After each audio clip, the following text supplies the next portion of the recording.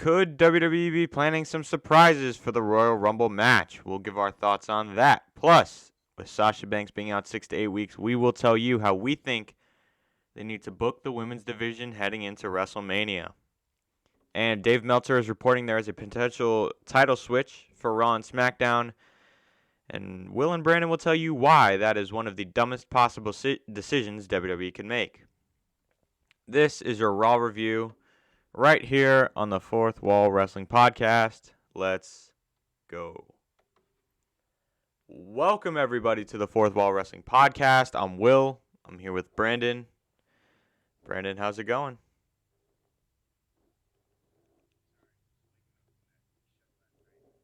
Yeah.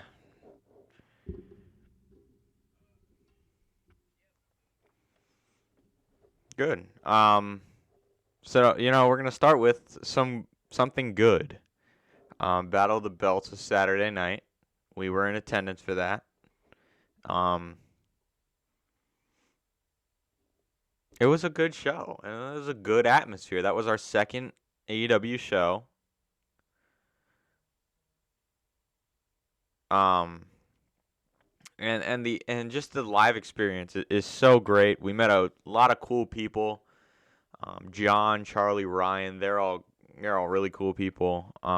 You'll see in the vlog that comes out soon. We don't know when we're gonna have time to edit all that and put it up, but those three guys are really cool people. They know their stuff about wrestling, and it was just a fun atmosphere. So Brandon, it's our second AEW live show. Better or worse than the first one? Just experience-wise, because obviously the show would have been not as good, but just experience-wise.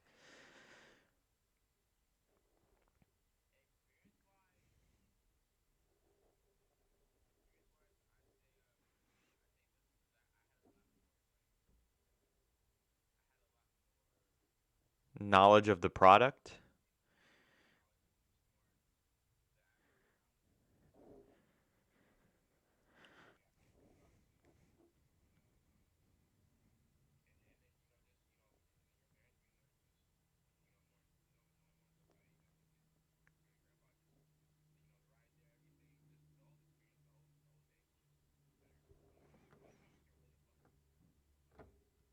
Yeah, right.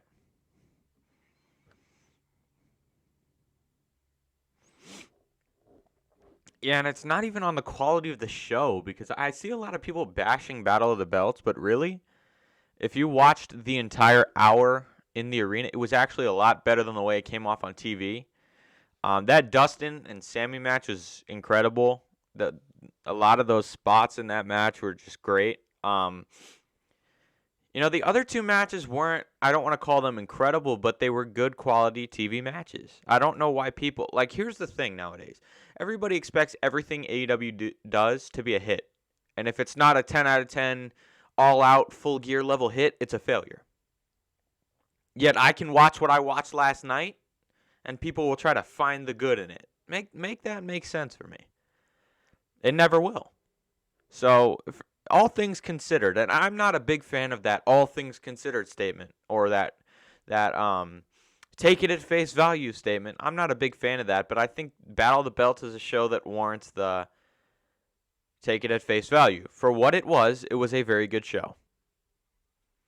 I see 95% of this community is full of idiotic people who think the world title was going to be defended. You're on a new network 3 days before. That title will be defended on that show because that's what the network wants. It's not going to be on a B-level show that's there to progress storylines or progress wrestling. I get whatever. You made a good point while we were there. This is not a storyline-driven show. This is just a good hour of wrestling. Why is everybody so storyline-driven nowadays? Sometimes I'm a very storyline-driven person too. If the storyline's not good, that really ruins a match for me. But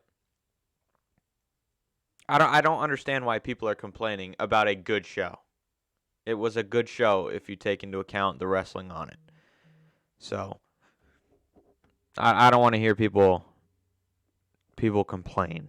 All right. Anyway, Brandon, we have a lot to get into, so let's Let's open up by answering some questions. I posted on my story last night. Send in some questions for us to answer on the show today. And let me pull those up.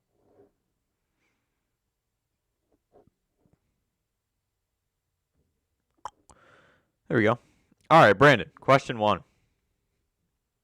If any, what other Impact stars do you see entering the Royal Rumble? Actually, we're not going to answer that now because that is one of our main topics. But I'll go ahead and say, and I think I'm speaking for Brandon as well, it's not going to be anybody big. Next question is NXT and NXT 2.0 comparison. I'll go ahead and answer this one quickly, and then I'll let Brandon. Well, NXT was good. NXT 2.0 is not. Go ahead.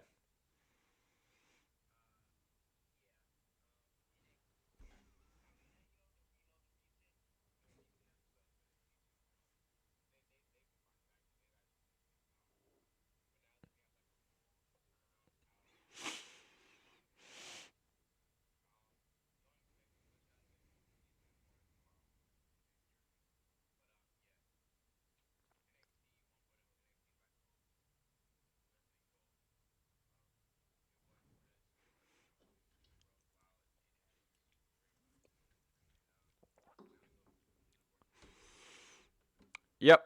Next question. Next set of budget cuts in your opinion. I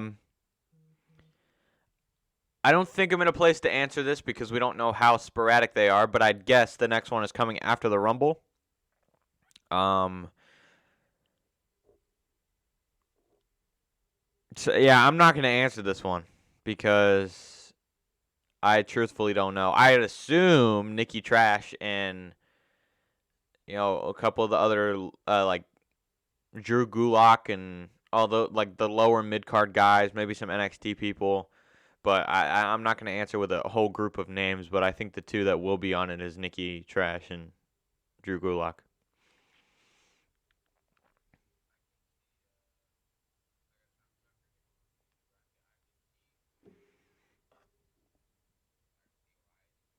Yep, I forgot about him. Yeah, he wants to, Ali wants to get into acting. He wants to be casted as the Blade in Marvel, or he wants to be part of that movie. So I think if he gets that role, which I think he should, because he's such an incredible storyteller, if he gets that role, he won't need WWE anymore. Has AEW gotten stale? Has AEW gotten stale? See, this is a tricky question because there's always things on every promotion that gets stale. But in my honest opinion, as an overall, no, not even close. It's been the only thing I look forward to in the wrestling week besides doing this podcast. It's the only thing I consistently tune in and sit down and enjoy the full show in its entirety. Now, don't get me wrong, there are things that I think is stale. I think there's no reason we should be seeing Hikaru Shida and Serena Deeb for the 8,000th time. But it serves a purpose. So, AEW has not gotten stale in my opinion. Brandon?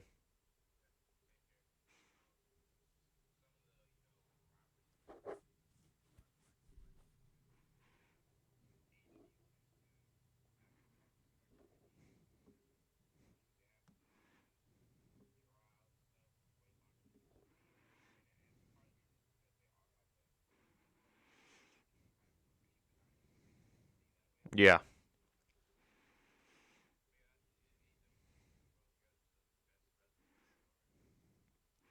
for sure. Has CM Punk's return lived up to expectations? I think this one is an objective question. There's not one true answer to this question because it depends on what you think expectation is. It's like, hold on, let me get my camera back up. It depends on what your expectation was. If it's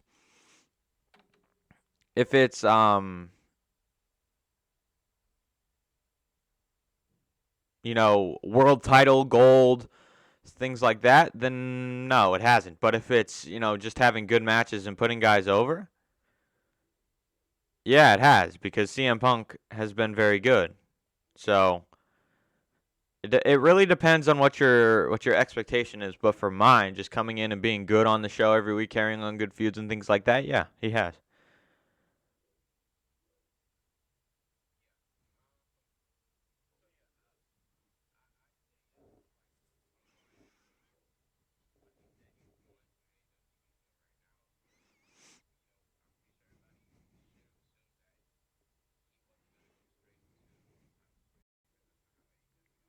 Right,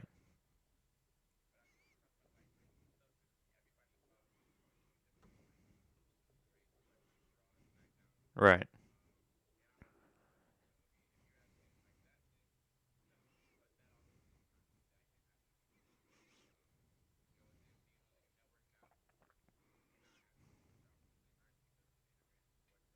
and then being consistently Wednesday live every week.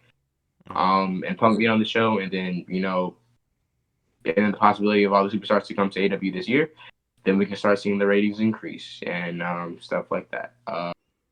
But as CM Punk, just the character and just doing what he's doing story wise, I think the same with MJF is. I think once this thing is over, MJF, then we start seeing Punk, launched into main event stuff and stuff like that, and for both stars. So I mean, right. it takes time. You gotta do it with baby steps. You couldn't rush right into it, which I'm glad they didn't do. Yeah. And I'm afraid we might have had some audio issues, guys. So if you're just now starting to hear our audio, about 12 minutes into the video, that's because some settings were messed up. But I hope that's not the case. So we'll have to see when this gets posted. But just know that some of our settings were messed up, and that's why you didn't hear us. If that's the case. Next question. And if the audio was messing up, we are answering questions from the fans that I posted on my story. Has Roman Reigns' Universal title run started to get stale? Um, yes, it has. In my opinion, I'm not speaking for Brandon, but in my opinion, it has. Um, I think when it started out and kind of like in the middle stages of it, we all expected it to be, this timeless run that would never get stale. It's not the case. He really has no credible opponents anymore besides Brock Lesnar. And no, Seth Rollins is not a credible opponent. Um, but I think it has gotten stale only because there's nobody for him to face, and that happens when WWE doesn't build up stars. So now I'm not speaking for Brandon, like I said, but in my opinion, his reign, he has nobody to take the title off of him, nobody to defend, and honestly, we'll get into this later, but if the guy they see taking the title off of him is Seth Rollins, this run as a whole was a fail.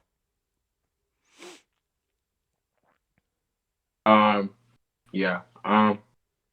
So yeah, I'm actually gonna say no. I don't think it has because personally, what you said about not building up credible stars. That's definitely true. Everybody knows that. Um, but if you look back at Roman's whole entire reign, once you thought it was visibly about to become stale, WWE brought somebody in to give it new possibilities and a new story and a new big time like matchup. Like um with Edge, Edge coming back when the fans came back to finish off their rivalry was great. And then after that, Cena came in. It was Cena being back, was great. It didn't really live up to expectations to certain people, but a lot of people still liked it. And then after Cena, we had Lesnar. And the thing with Lesnar's been going on for a few months now. I mean, so really, and then everything before WrestleMania last year, like Kevin Owens, Daniel Bryan. I mean, like they found ways to still make it, watchable and have new people. They still had a nice little rotation of stars to come in and face them. I mean, but the only problem is, it's just I wouldn't say stale. It's just at the point where everything's just starting to get a little predictable, and that's the problem with not building up credible stars. Because in the end, we know who he's going to face. We know they're not going to win. Um, but yeah, that's not. I personally though, I still think his title reign's fine, and yeah. Okay. I like the difference of opinion. That's one thing we are not afraid to do is have a difference of opinion. I think that actually builds credibility as a podcast. So it's good to see that me and Brandon differ on some opinions, and I respect his opinion, because I can see where he's at. Um, who should win the men's and women's rumbles? For me, this is very tricky, because I think I know where they're going with the men's. I think, and the reports coming out back me up. So I'm gonna say Big E and Naomi.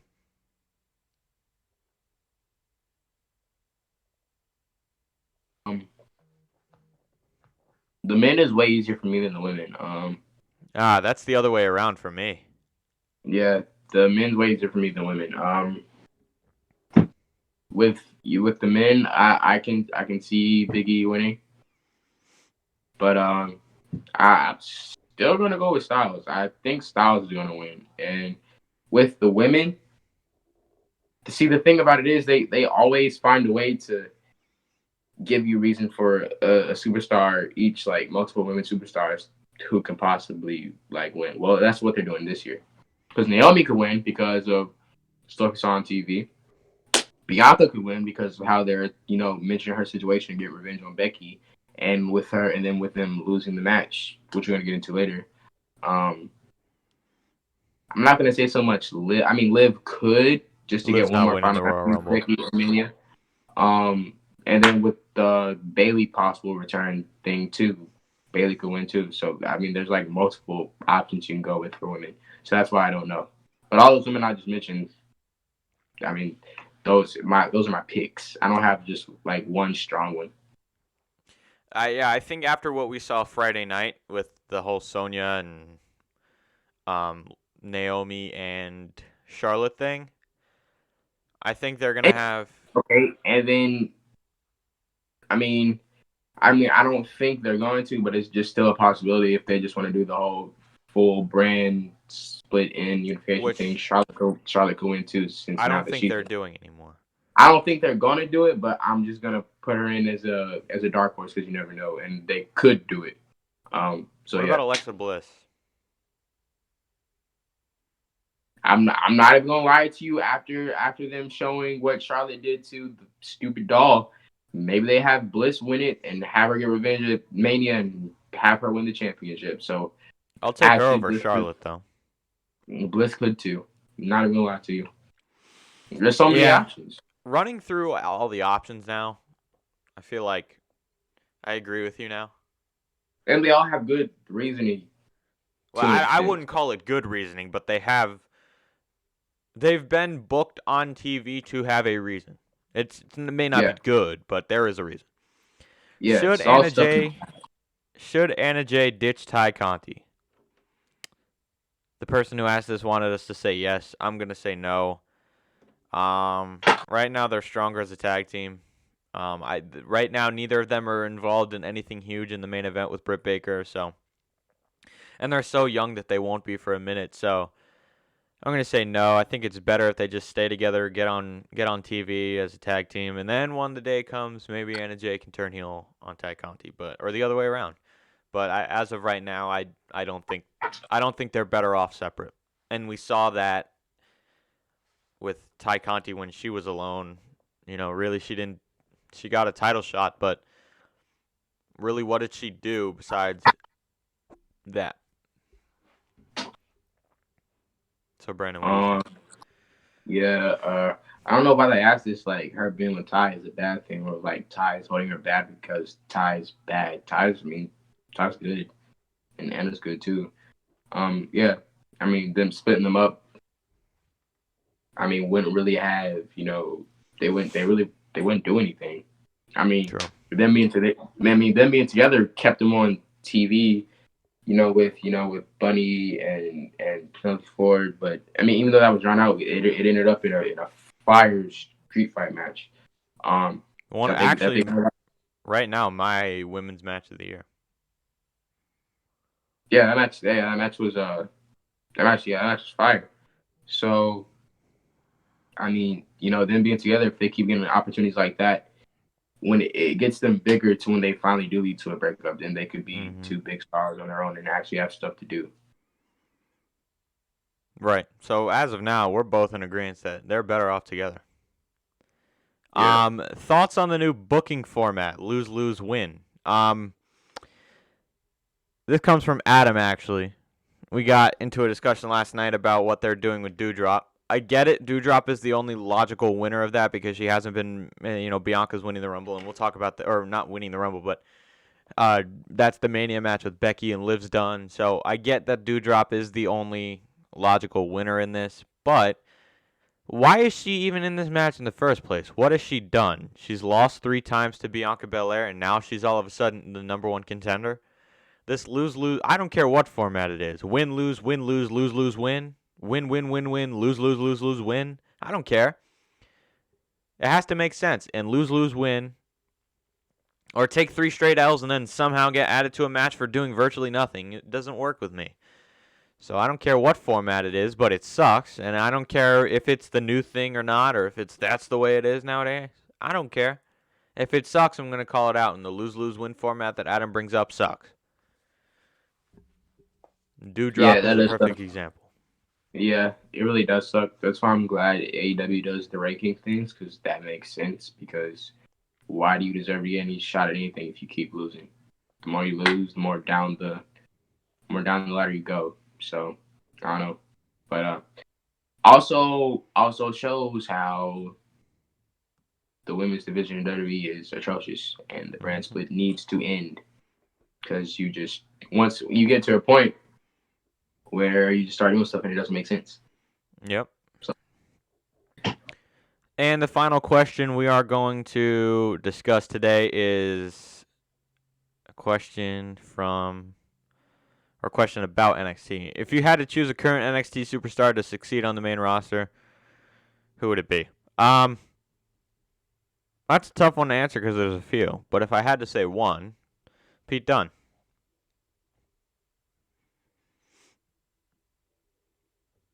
What do you think, Brandon? This is actually very tough. I'd say Pete Dunne or LA Knight. Yeah, although I think LA Knight would be fun. There's so many. Yeah, I don't care. I'm not giving just one. I'm gonna give a few. So, one, Tommaso Ciampa. Yeah. He recently just had a match, a dark match with Pete Dunne on SmackDown, and he actually got a decent pop. So hopefully that showed WWE that, for one, the last time they were there, that he didn't get a good pop because of the city they were in. So hopefully that shows WWE that he can make it on the main roster and be a star. Yeah, that city absolutely sucked. Yeah. God himself could have came out of that curtain and they would have just sat there. Yeah, that anyways, Pete Dunne, Walter for sure. Oh yeah. Oh no. Screw Pete Dunne. Walter. Yeah, Walter. Walter because he's just so dominant. He could be like the biggest monster on the main roster. He could be the Bruno Sammartino of our age. Yeah, holding that title for the long, bro. If they just did Walter right, he'd be big. Next, Santos Escobar. Mm-hmm. With Legado. WWE has failed at building up legitimate, credible Hispanic heritage talent.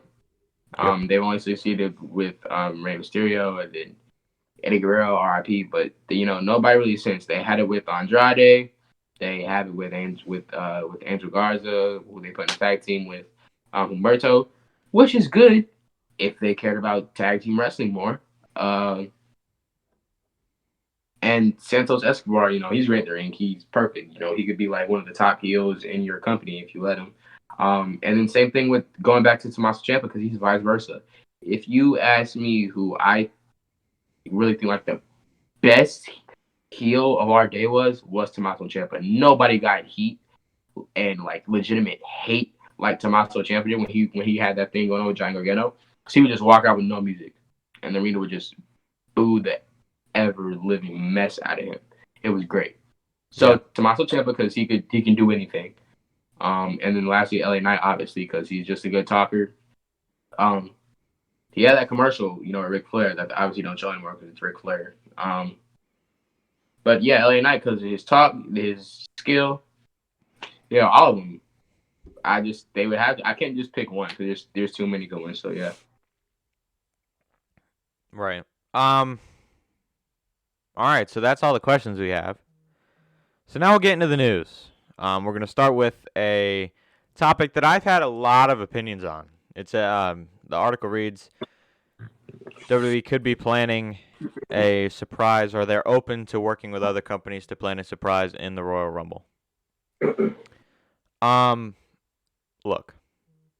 WrestleVotes reported that WWE is open to bringing people through the Forbidden Door to make a special appearance in the Royal Rumble. Now let me find that quote.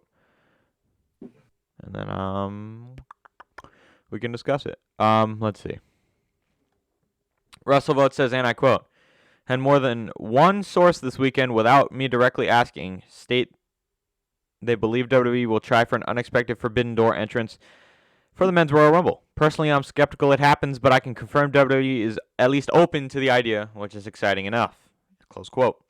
Look, I think what everybody is hoping for is a guy like Moose or Sami Callihan or any of those AEW guys. But let me tell you, guys, AEW is not going to ever be involved with the WWE, and I don't care what the reports say.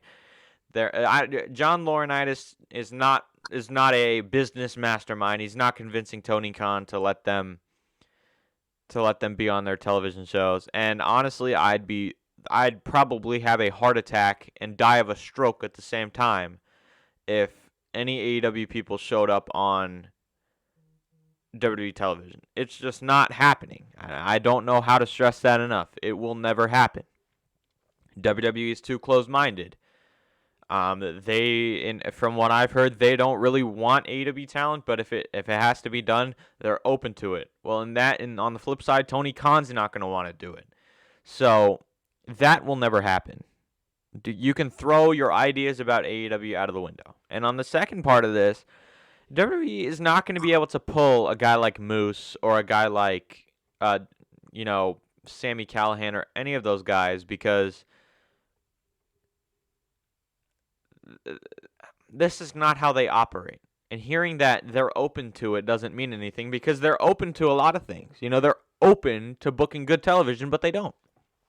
So this report is really not convincing to me. I'm not convinced at all that there is going to be a big surprise. Now, what you will see is a mediocre mid-card talent from Impact who has performed in the WWE before, like Heath Slater.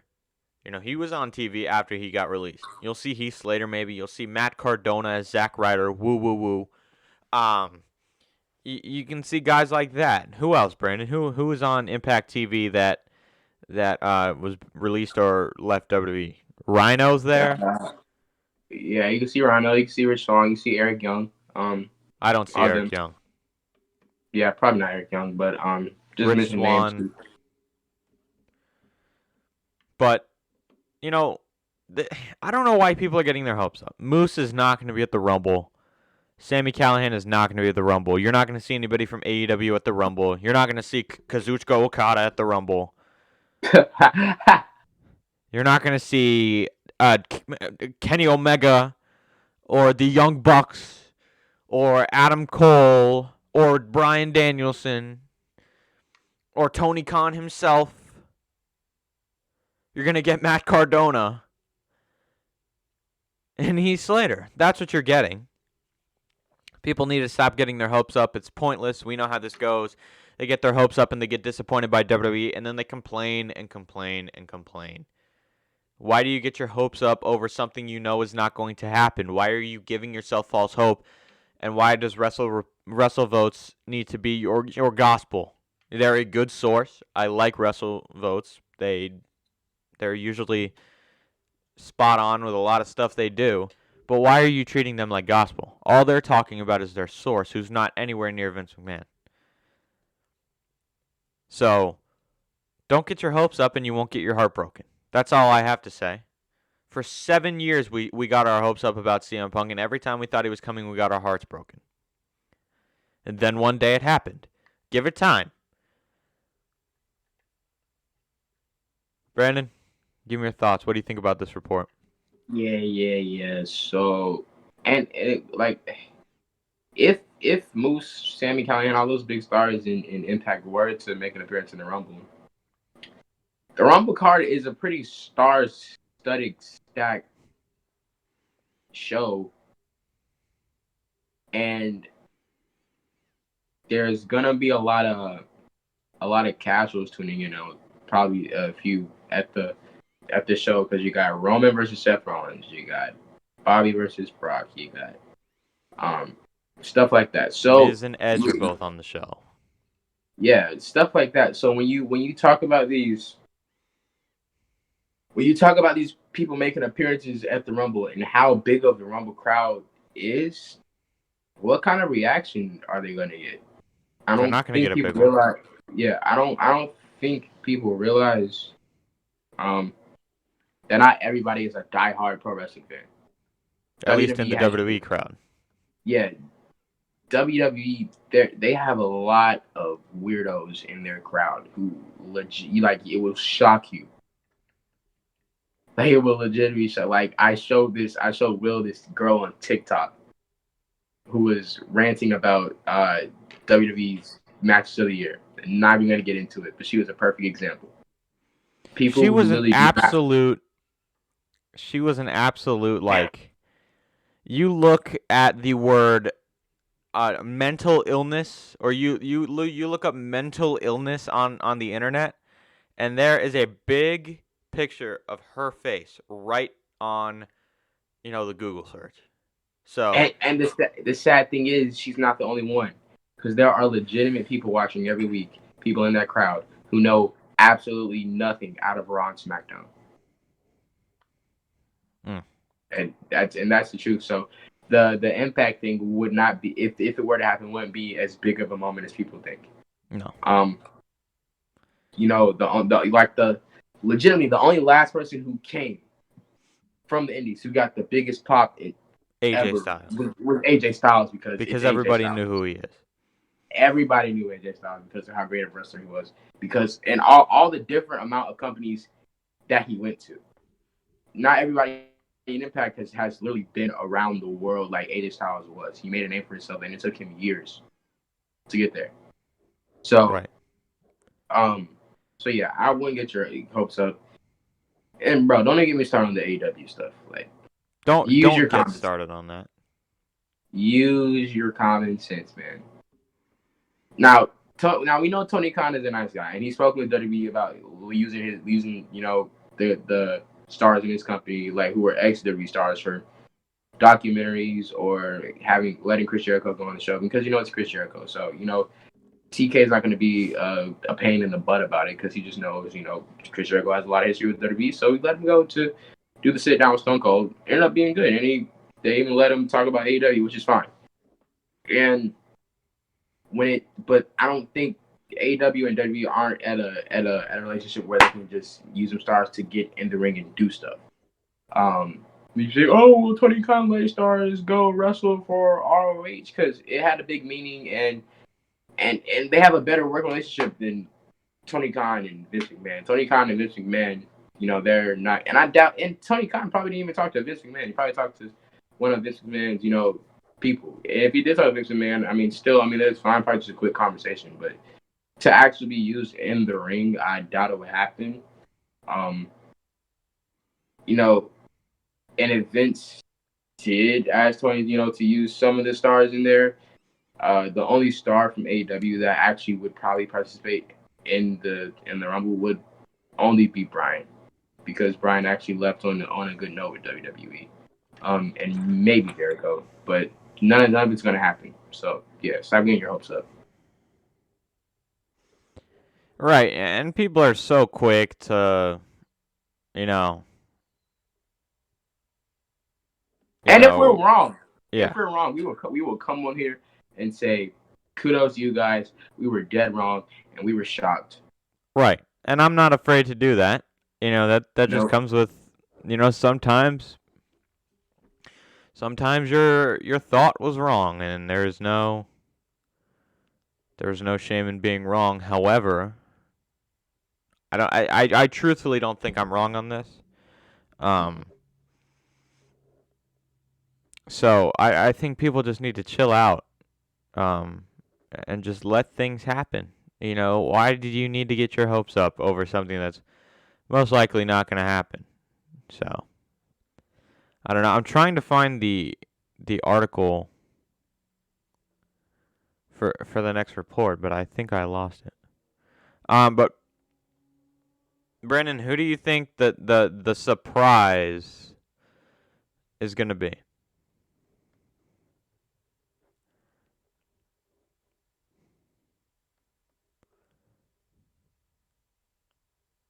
I found the next article. Okay, good. If this surprise ends up happening,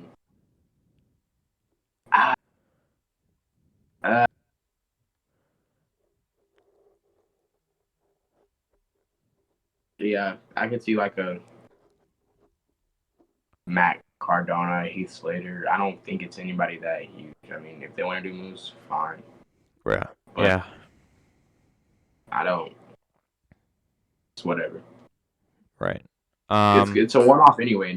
No relationship going on for it after Rumble. Exactly. All right. So next piece of news we have. Dave Meltzer is reporting that WWE could potentially be planning a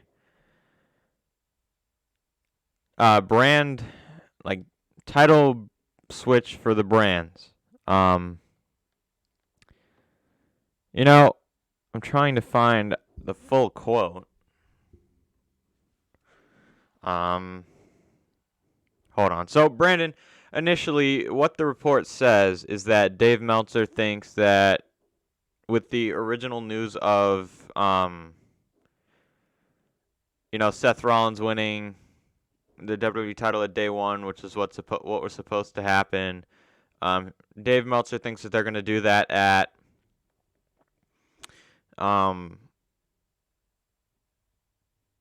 like the Royal Rumble.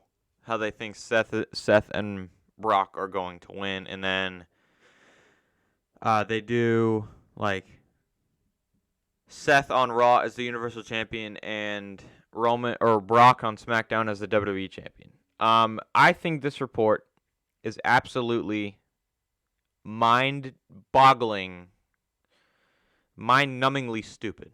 Why exactly does Roman Reigns have to lose the title? Why exactly does Seth Rollins have to win just because he didn't win it day one? Why exactly do we have to see them switch the brands instead of just ending the brand split and having the match we want at WrestleMania?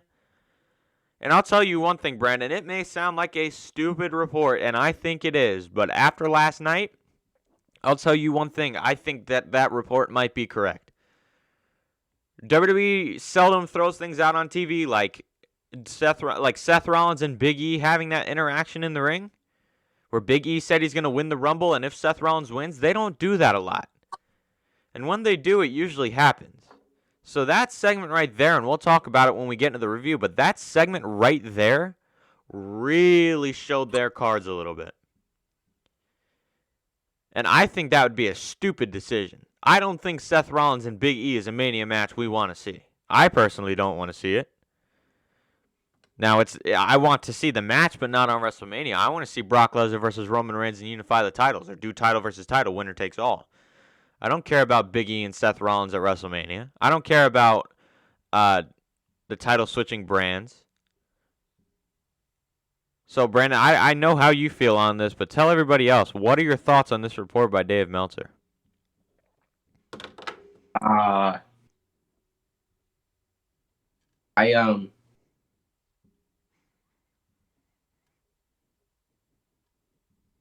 don't believe it, and here's why. for one, WWE came out, well, not WWE, but the heavy reports from multiple people came out talking about how, well, at first, how Roman and Brock were gonna have these trilogy matches, and they were all gonna end at Mania. And then, once the second match happened at day one, we heard that they still, Roman and Brock wasn't over, and this still was gonna end up going at Mania. And then on TV with them teasing Brock and Roman how they do, and then just to have Seth come in and then win it, it doesn't make sense. Also, I feel like I need to hear it from more. I'm not saying the wrestling favorite isn't reliable, but they've been known for they've been wrong on a lot of things. Yeah, they've been wrong, and they have spewed out a lot of BS before. So when it comes to Dave Meltzer, I'm not gonna believe immediately something that he says like that. Now if this came from Sean Ross Sapp, then I'd be worried. But I'm not as. I mean that segment, from last one on Raw. I mean that still really doesn't mean anything because they're still building up this Brock and Roman thing. So yeah, I just don't believe it. And if it happens at Rumble, I'm gonna be shocked. I'm really gonna be shocked. Yeah, but I don't see it happening. I would need more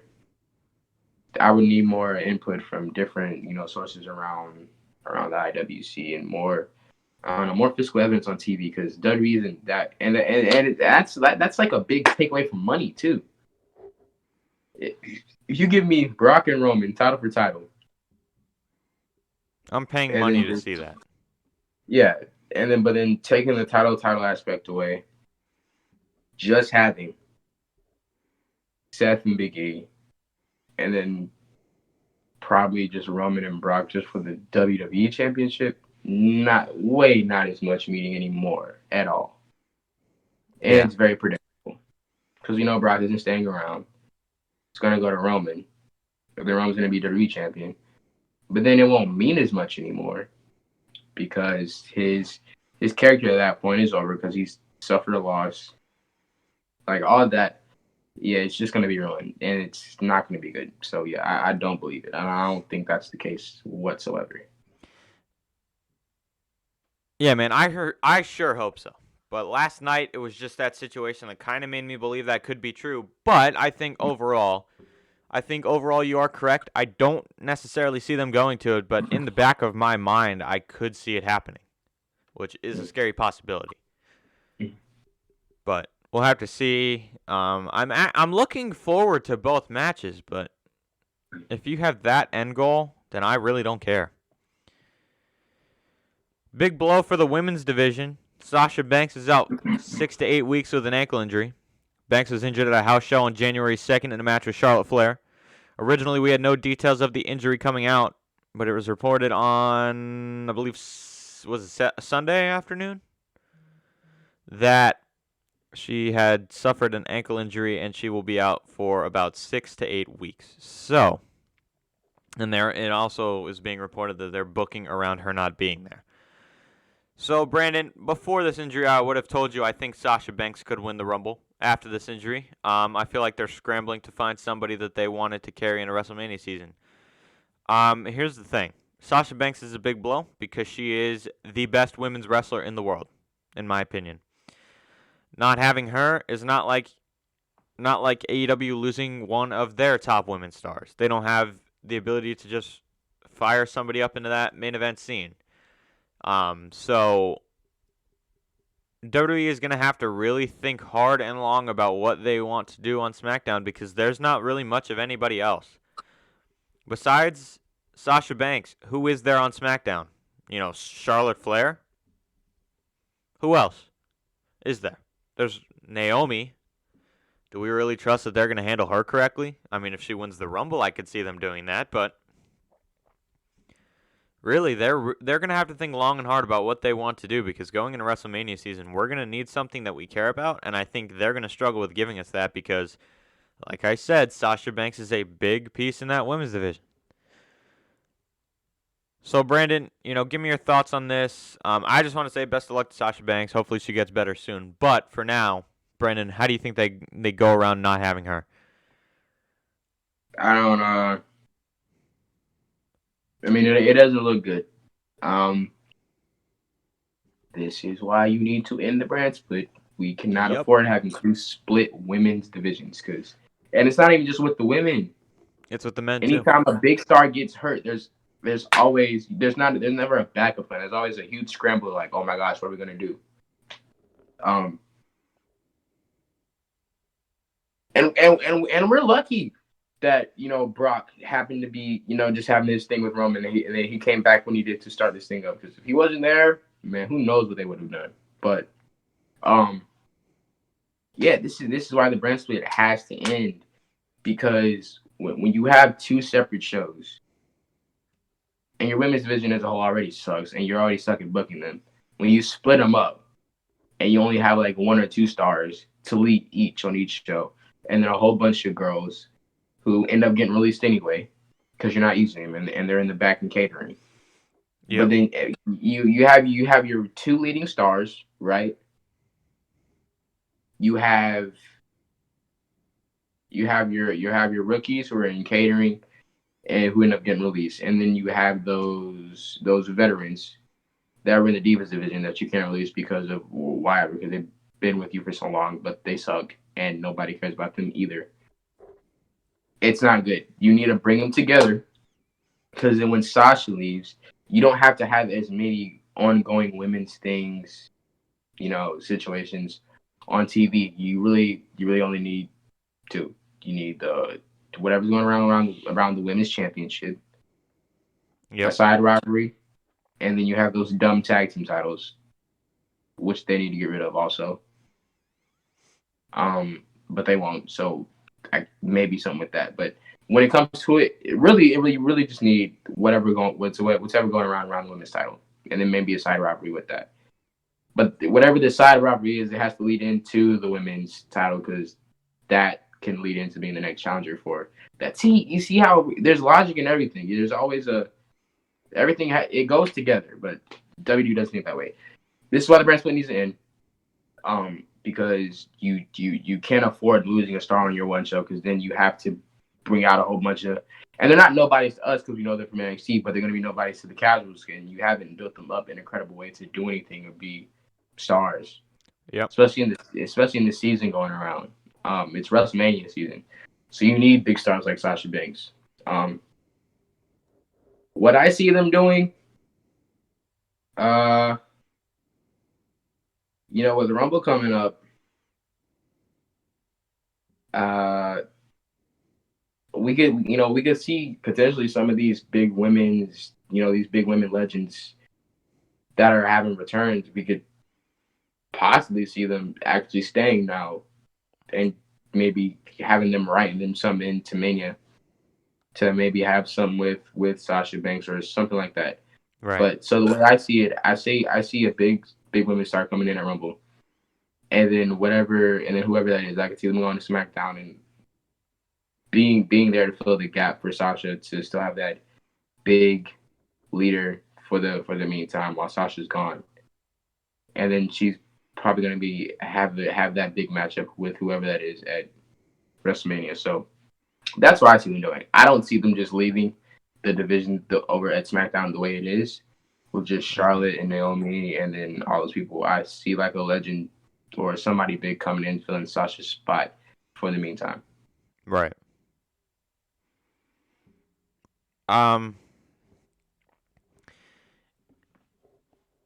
It looks to me as if she'll be back for the WrestleMania show. Yeah, she will. Um. They need her in a meaningful match, right? Yeah. What do we think of Trish Stratus coming back and being in that match with Sasha Banks? Yeah. That's what everybody's been wanting anyways. Sasha needs a WrestleMania win. Um, a loss isn't gonna hurt Trish Stratus, obviously. Because she's not there. Um, yeah, she's not there.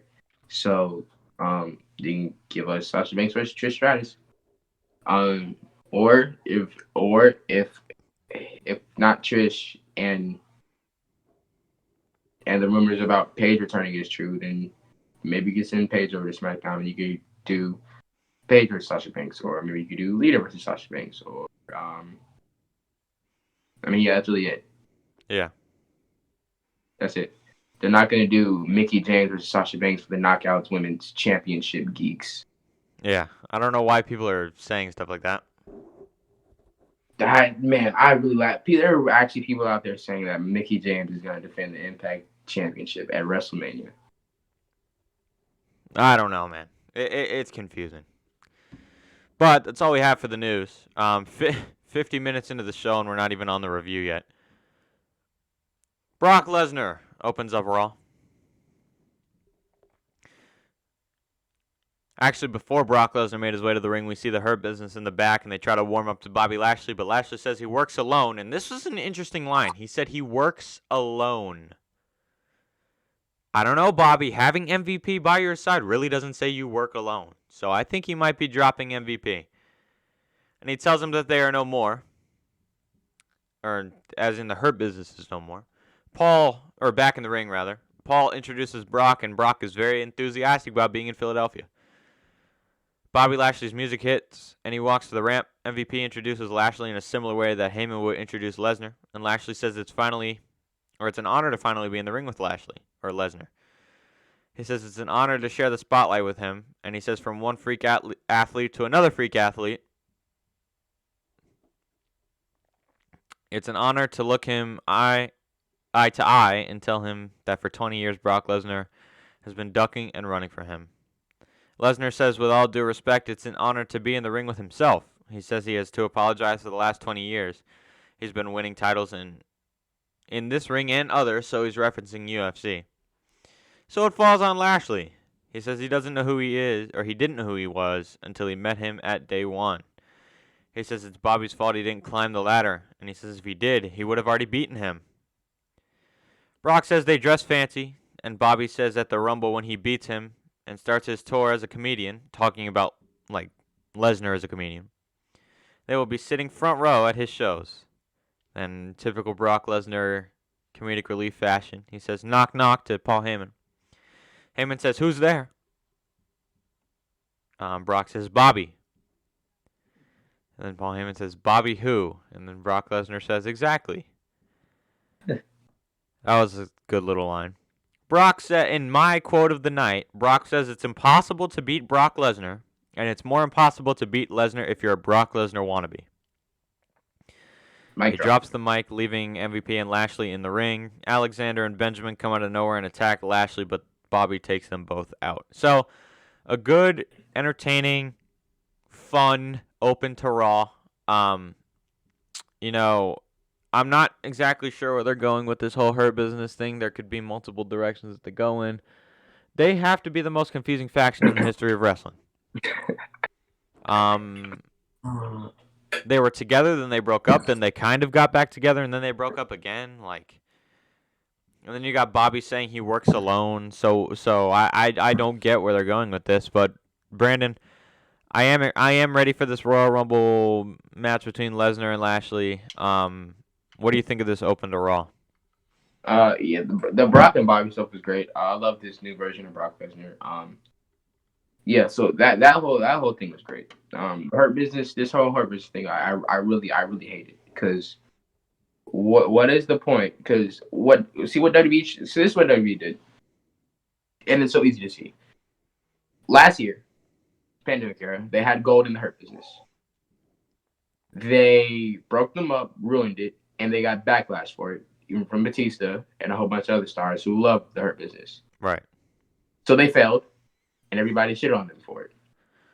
They tried to make up for it, and then it didn't mean as much. So then it was a double fail, so they broke them up again. And in that, we saw another burial of Cedric and Shelton last night with the attack. And I really hate it for Cedric and Shelton because this just all leads to just one point. You shouldn't have broken them up in the first place. Right. I agree with that. I don't know where they're going with this, but I'm kind of intrigued to see where they go with it because it could be a swerve. It could be, just what it looks like, but I don't know. This opening was fun though, and I liked it. RK Bro backstage. Riddle is summoning his inner viper, he says. Randy says he doesn't know, or Randy says what Riddle does on his free time is up to him, but this is not his free time. He says last week they lost because he didn't tag in Randy. And he says the stakes are raised tonight and they can prove themselves once again. Randy says if he gets lost, he can tag in Randy, which he writes on his hand, and says if you get lost, he writes tag in Randy on Riddle's hands. Riddle says after the match they can go out for cheesesteaks, and he asks Randy if he's a Pat's or a Geno's guy. Randy says Geno's, which gets a pop from the Philly crowd. And then we get RK Bro versus Alpha Academy for the tag titles. Gable and Riddle start technical wrestling. Riddle fires up and hits a kick to Gable on the apron, followed by a floating bro. We go to commercial. After the break, Riddle gets a roll-up for 2, and Gable isolates Riddle from Orton. Otis tags in and powers Riddle around. Riddle fights back in with a floating bro and tags in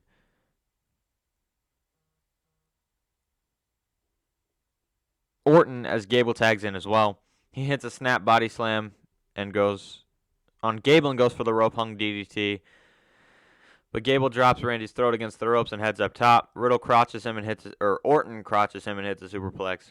He looks for the RKO on Gable, but Gable counters. Orton rolls Gable up and rolls through as Otis tags in, and Orton misses an RKO on Gable, causing Otis to hit the compactor for the 3 count. So we have new Raw Tag Team Champions. Brandon, you kind of predicted this on Breaking the Wall. I'm pretty sure you said they were going to win the titles here. I can't say I agree with the decision, but I know it had to happen. They got to start planting the seeds for Riddle and Orton's breakup eventually, and I think they'll chase the titles going into the Rumble, then they'll break up, I assume, the night after the Rumble or something like that.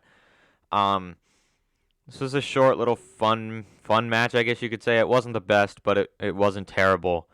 And we have new tag champs. So, Brandon, honest opinion on this situation. Yeah, so I like this decision because, like I've been saying, the breakup would mean more if they lost the titles and tried to chase back to get it and then fail again and then the turn. I don't think it makes sense for them to lose the titles and then immediately a turn after, because I feel like that's too quick. It has to be like a build up to it. And losing the titles and then trying to get them back and then failing, and then I guess either Randy trying to blame it on Riddle or something like that. It would just mean more for the turn and for the build up for them. So well, I didn't really care who it was who took the titles off them. I just knew that it needed to happen. I said it was gonna be Street Profits at at day one. But but like once the Migos came out with them, they had like the whole celebrity thing. I didn't really expect anything big to happen.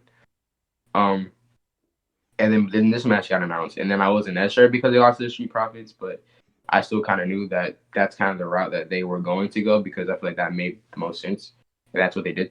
So, yeah. Yeah. We're getting the Riddle Orton match at Mania, and I think this is just the first step to getting them into that, and I agree with Brandon in this sense. Damian Priest backstage declaring for the Royal Rumble match. So we have another competitor that will not win. I'd like to see Damian do well, though. I feel like he could be an Iron Man in the Rumble. Street Profits and Damian Priest backstage. They say Damian says the Rumble is every man for themselves, but he's glad he's working with the Street Profits tonight. The Profits ask him which side is coming out, and Priest says their opponents have been beaten down by both sides, and he's down to beat them down one more time. Bianca Belair talks about Becky Lynch and says she will walk into WrestleMania as Raw Women's Champ after she wins the Triple Threat and beats her at Royal Rumble. The Profits and Damian Priest versus the Dirty Dogs and Apollo Crews. Not gonna lie to y'all, I didn't take notes on this. I actually went and made myself some food during this. It was a decent 6-man tag, but there's really nothing to care about, and the Dirty Dogs and Apollo Crews got the win after a zigzag from Dolph Ziggler. So, Brandon, I really don't know what they are trying to do with this 6-man tag. What does this do? there was no point in this, and why did the heels have to go over?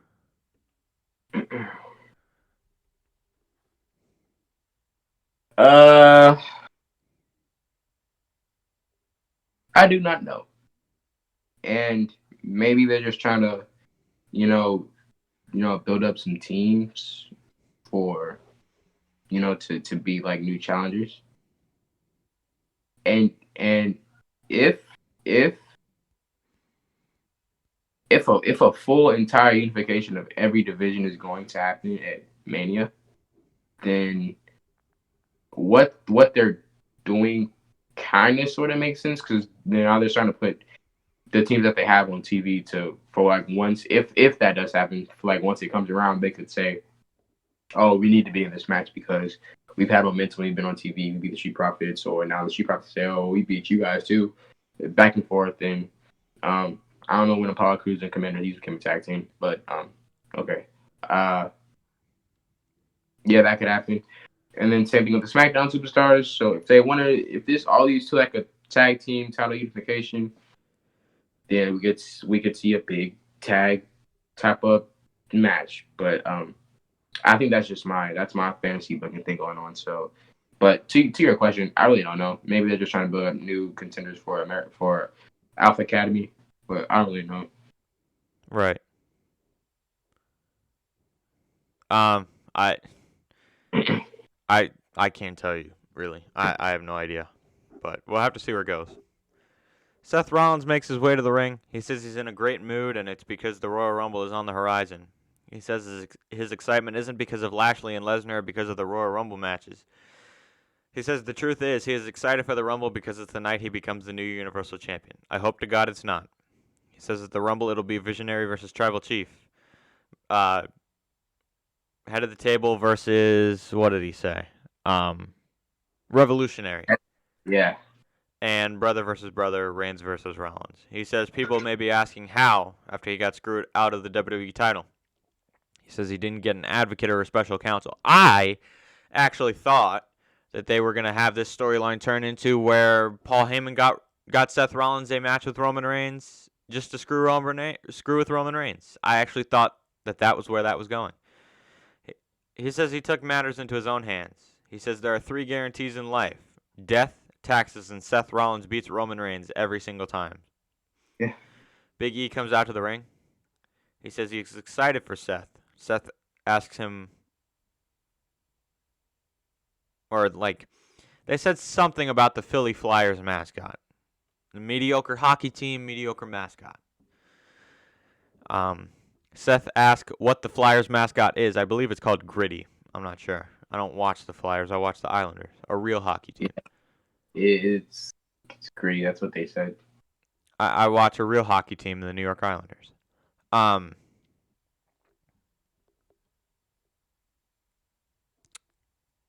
He asks why Big E is so excited for him. E says of all the world title combatants, he is his favorite. E says he has entered himself into the Royal Rumble, and of all the things he could dream about, the top of his list is to do what he wanted to do at day 1 at WrestleMania. Beat Seth Rollins and walk out champion. Rollins says he can dream, and he is happy Big E is in the Rumble. But he says it doesn't matter what day 1, day 4, day 7, day 1,000, whatever. Big E doesn't stand a chance. E says they should test that theory out tonight. Rollins says he doesn't know how he feels, and he says next week in the Midwest they can do it. But E says let's not do it tonight. Let's do it right now, and Rollins accepts. So, Brandon, I'm not going to lie to you. Like I said earlier, this segment really makes it seem like Seth Rollins is beating Roman Reigns. But we already talked about that, so we're not going to waste time. But if that is the case, if that's what they want to do, why would they do that match tonight? That's the question I have. You know, it could be for a plethora of reasons, just to cut time, just to get something good on TV. But I don't understand why they would want to do that match right here on TV tonight in a dead crowd. And I'm about to read off what happened in the match. But this crowd was absolutely in coffins. They were dead as could be. Yeah. Technical wrestling to start. I missed part of the match, so we're going to resume back where I picked up again. Big E hits a throw and whips Rollins around the ring. Seth escapes and hits a chop block followed by a DDT. E goes to the floor, and Rollins hits a knee off of the apron. Rollins heads up top and hits a knee to the chin for 2. Rollins works over E. E works up and hits a Uranagi out of the corner. He spears Rollins through the ropes as we go to break. After the break, Rollins works over E some more, but E hits a pair of overhead throws and a belly-to-belly suplex. E taunts with the hip swivels and hits a splash. He fires up and goes for the big ending, but Rollins escapes and hits a rolling elbow. He looks for a suplex, but E escapes, and Rollins hits an enziguri for 2. He follows with a super kick and gets a 2 count once again. He then hits a splash and a super kick for 2. Rollins looks for a stomp, but E gets a powerbomb and gets a 2 off of that. He locks in the stretch muffler, but Rollins fights out and E hits a big slam for 2. E heads or looks for the spear, but Rollins gets a knee and heads up top. E fights back and heads up with Seth. He gets Rollins on his shoulders and looks for the big ending, but Seth fights out. E looks for the big ending again, but Rollins counters and looks for the pedigree, which E fights out of. Then Rollins gets a little bit of striking offense and a stomp for the 3 count.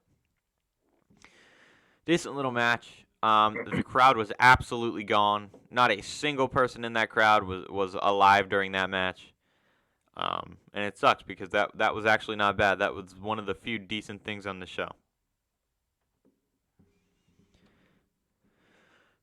Rhea Ripley and Nikki Trash. They're in the ring with what's her face? Sarah Schreiber. Nikki tries to challenge Zelina and Carmella, but Rhea says she didn't come here to talk about that. Rhea says they've had their ups and downs, but Nikki says they haven't run the course of their tag team, and Rhea says they shouldn't talk about it out here, so she's trying to deflect. Nikki says they're going to talk about it now, and she asks Rhea if she's thinking of breaking up. Rhea says she thinks it's time to go their separate ways, but Nikki says they will get the tag titles, and Rhea's like, it's not about that. Nikki asks what it's about then, and she says Rhea thinks she's so much better than her. Rhea says she didn't say that, and Nikki says she was talking about herself. She says she did Rhea a favor by staying with her, and even if there are downs, they stuck together. Rhea says she doesn't like where this is headed and tries to walk out.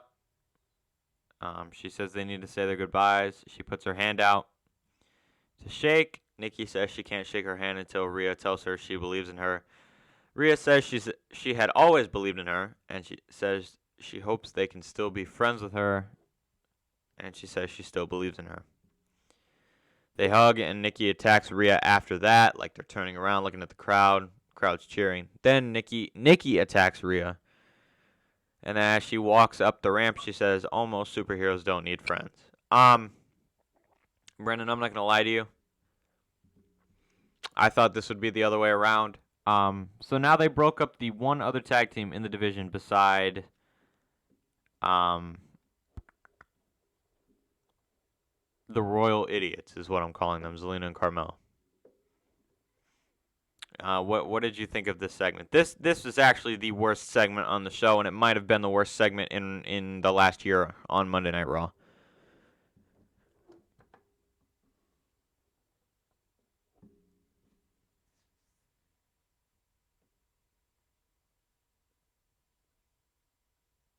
It appears there he is. I wanted to go to sleep. Yeah, Brandon's having a hard time staying awake during these trash segments. Yeah, I really. This first of all, let me talk about this mic work in this. Absolutely horrendous. The best person on the mic in this whole entire segment was Sarah Schreiber. Yeah, and after that, it went downhill. First of all, I want to know why this wasn't the other way around. Because, like, the way it was set up, you thought Rhea was about to just boot her in the face as soon as Nikki turned right back around. Exactly. But no, Nikki comes down, and she has to jump up to get Rhea down. It doesn't make any sense. Right. How are you going to have a little person dressed in a superhero costume be a believable heel? She's not. The only way they make her a believable heel is if they take away the superhero costume and... She has to go back to crazy Nikki. Right. The only way it works. Almost superheroes don't need friends. So then why did you want Rhea to be your friend for the past 5 months? Why are you just begging her to stay as a team? Right. Like, bro, and that line was terrible. This whole thing was terrible. It really was. And Rhea Ripley as a heel would actually be very nice. It'd actually be very fresh for her. Maybe we could see some new things after it. But now that they got Nikki being the heel for what? Like, I don't know, man. I The don't know. segment It's was just really unbelievable. It was the segment was absolutely abhorrent. no, and I was scared because this was the part where I thought Alexa was going to come back. Yeah, so did I. Reginald backstage with Dana Brooke. He brings her a cheesesteak and checks for others. He says he has this sixth sense. Well, you should have your sixth sense that you're getting released in about 3 months. R-Truth comes down the hallway, and they fight over the 24/7 title. They run down the hallway and run into Omos. Reginald's like, "Oh my God, I didn't see you there. The dude is 7'5". How did you not see him standing there? He takes up the entire hallway." This segment was absolutely. I don't understand how you can go from the worst segment in Raw history to the next worst segment in Raw history. There should be at least a 15-year gap between terrible segments, like worst segments in history. Dewdrop backstage. Brandon, I'm not gonna lie, I legitimately dozed off during this segment.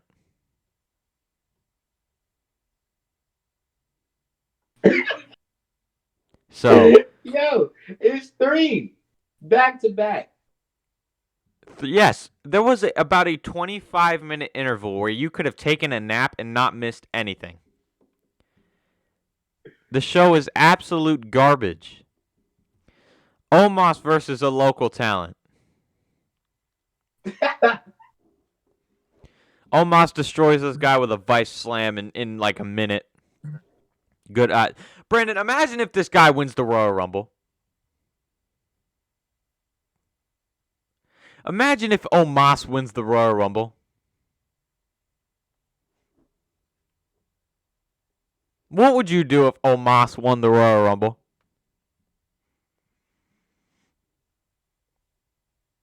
Can't even fathom that. All right, Brandon, you want to make a deal with the viewers?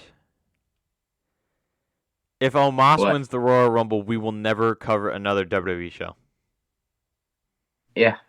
Tony Khan will get our 100% loyalty.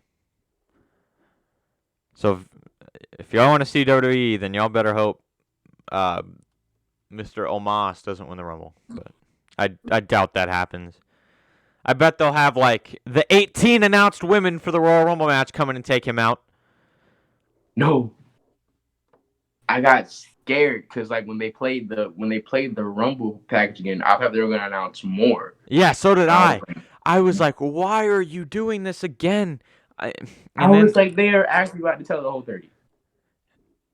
I still think that they're gonna leave at least 2 spots unannounced for like for like Paige and Ronda. Those are the 2 I think they leave alone, but they need to leave the whole other 11 now. 11, yeah. Because Bianca declared. I don't know, man. I think it was 11 before, wasn't it? No, it was 18 out of 30 that they announced on Friday, and then now we got Bianca declaring. Okay. So that makes it 11. And Charlotte was a part of the 18, right? Yep. Okay. All right.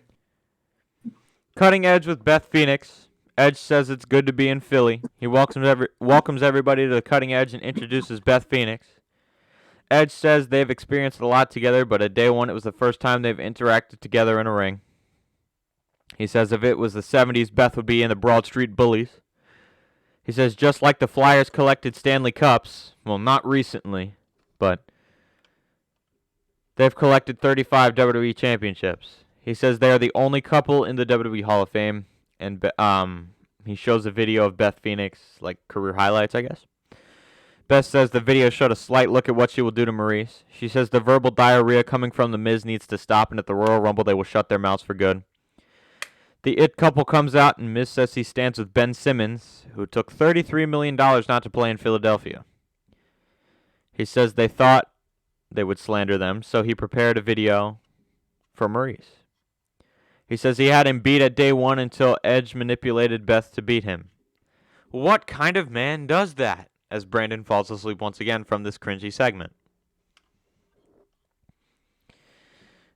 Edge says that's rich coming from a guy who used his wife to prevent a spear.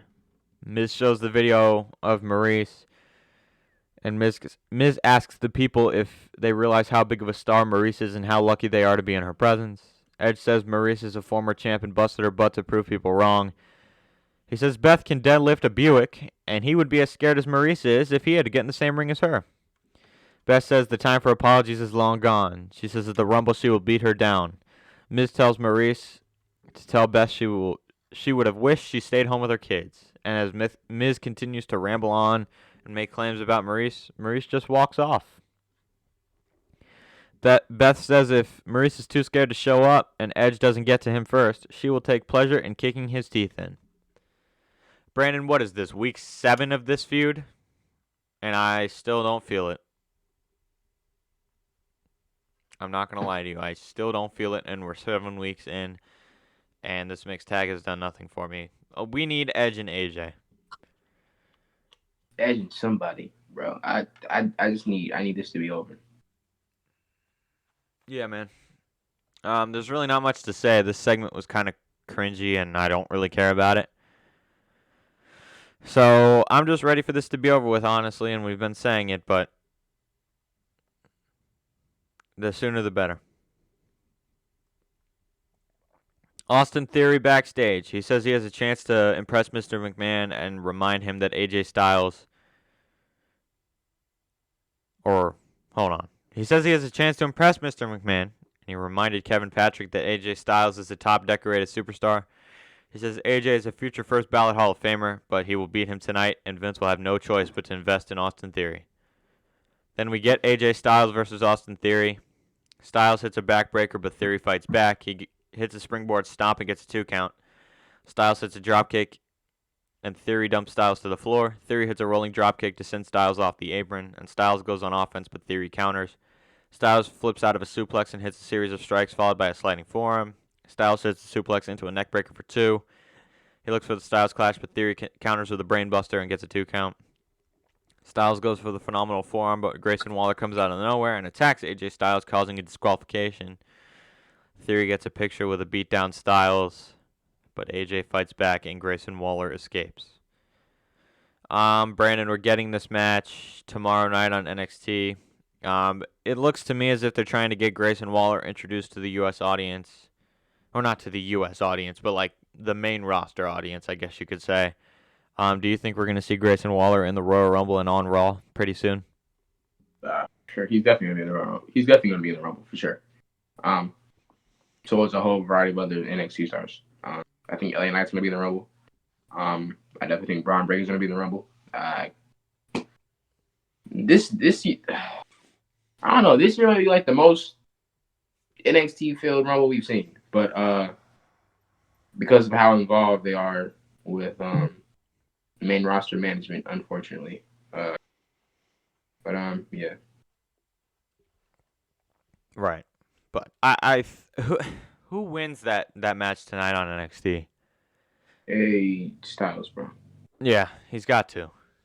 Yeah. Suffering a loss to AJ Styles will not hurt Grayson Waller. Grayson Waller backstage. Waller says there was nothing underhanded about what he just did. All he did was give Styles a preview of what will happen tomorrow at NXT. Liv Morgan, backstage promo, which put the entire nation of America to sleep. And Brandon goes back to sleep. I don't blame him. I'd love to sleep during Monday Night Raw. Oh, God, Brandon. You know what's coming up? What? Alexa Bliss with her therapist. The therapist asks her to breathe deep, but she starts laughing. He says the first step in recovery is admitting she has a problem. Yes, Bruce Pritchard, the first step in recovery is admitting you have a problem. You should listen to your own writing. She asks the doctor to fix her. He says she has been through lots of trauma and shows her the video of Charlotte Flair destroying the stupid doll. He asks her how it makes her feel. She says thirsty. She grabs the pitcher. She overpoured all over the floor and grabs him by the tie. She asks him how that makes him feel. She says it's a shame, and she admits she has a problem, and then begins to tear up the office. You know, Brandon, we live in a world where booking like this could actually lead you to a Royal Rumble win. I could definitely see Alexa Bliss winning the Rumble. And honestly, my top 2 picks are Alexa Bliss and Naomi. Yeah, after that whole thing with Charlotte, man, I was like, yeah, she's definitely one of the people that could possibly win. And I'm actually glad this is happening around Royal Rumble time, because if this wasn't around Rumble time, I guarantee you we'd be seeing these 7 with Bliss for like 8 to 10 weeks. Right. Which I would not be looking forward to. But and this is our 2nd week without Veer Mahan. Yes. I can't sleep. I can't eat. I can't drink. I can't do anything without seeing Veer Mahan on my television screen. Dude, Veer Mahan, if he shows up at the Rumble, that's gonna be the biggest pop I get that whole night. Yeah, I'm gonna go crazy if he shows up at the Rumble. Wherever you guys live, you're gonna hear me screaming. You're just gonna hear my voice. Yeah, when Veer Mahan comes out of that curtain. But I don't know. This segment was bad, to say the least. I'm not gonna go in depth on how bad it was, but it was bad. Becky Lynch makes her way to. Go ahead, Brandon. She still has the magic too, so. Yeah, I know. The one big thing that came away from this is that she's still mooching off of Bray Wyatt's character. Becky Lynch makes her way to the ring. She says there are 3 women who will come out for a match. She runs through the competitors and says Bianca has undeniable strength. She says she has to give Doudrop respect for taking what she wants. And she says anything can happen in this match. She says they all have notions to be the one to dethrone Becky. She says one day they will be able to tell their grandkids they lost to Becky Lynch. And then she says she will lend her talents to the commentary team. When I heard that line, I muted my TV. Main event time. Bianca Belair versus Doudrop versus Liv Morgan. The 3 women brawl to start the match. Doudrop takes them out and throws them around. Bianca sends her to the floor and they brawl on the outside. Liv takes them out with a good dive and sends Bianca in the ring for 2. Liv hit a Hurricane Run and Bianca dodges corner offense. Bianca hits a back suplex on Liv and Doudrop takes them both out with a crossbody splash. Doudrop hits a Michinoku driver on Bianca and Liv fights out of the corner, but Doudrop catches her and sends her face first onto Bianca for a 2 count. Doudrop works over Liv and she fights back up. She misses a cannonball and Doudrop throws her into the corner, or to the floor rather. We go to commercial break.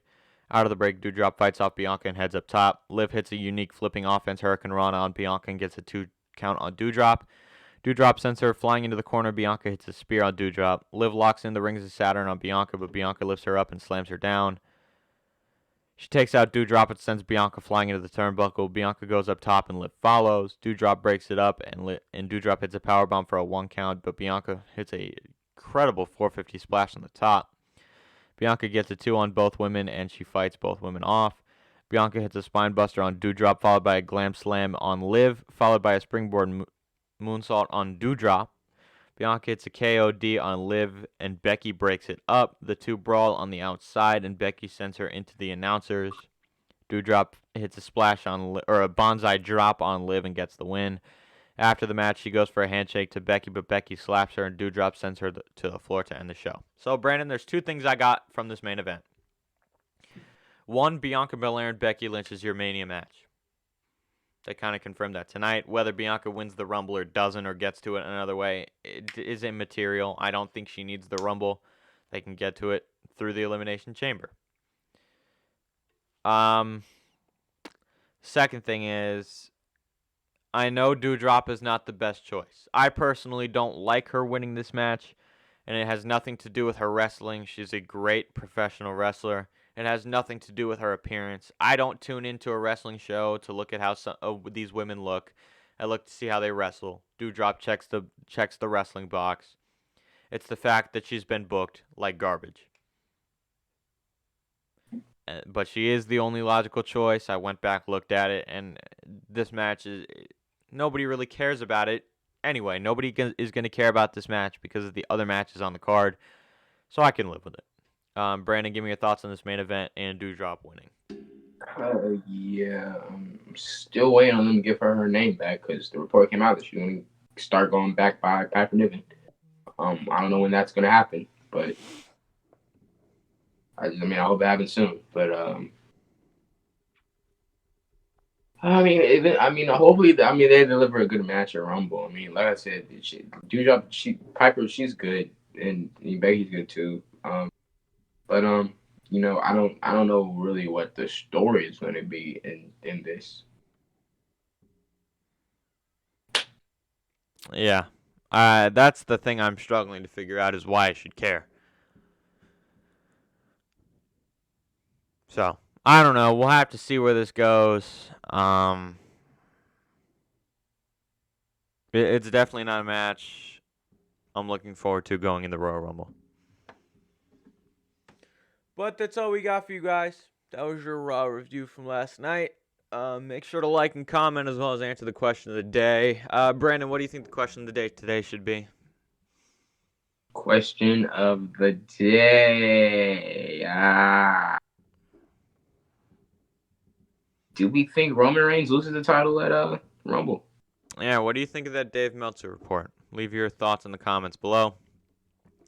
Make sure to subscribe and turn on the bell for all post notifications so you never miss when we upload a podcast. Follow us on Instagram at Fourth Wall Wrestling Podcast. It's in the corner. And on Twitter at 4wall_wrestling. Be on the lookout for the vlog from Battle of the Belts is coming out soon. We still have to process all the footage, go through it, figure out what we want in it, edit all of it, and post it. So you'll see that in the coming days.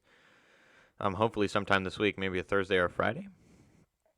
And yeah, guys, we'll see you tomorrow for the NXT review. Maybe. If the show was good enough, we'll be here. If it's not, we might not be. But we already know what our main topic is going to be if we have the NXT review. So, thank you guys for watching. This was your Monday Night Raw review from January 10th, 2022. For Brandon, I'm Will. We'll see you guys tomorrow.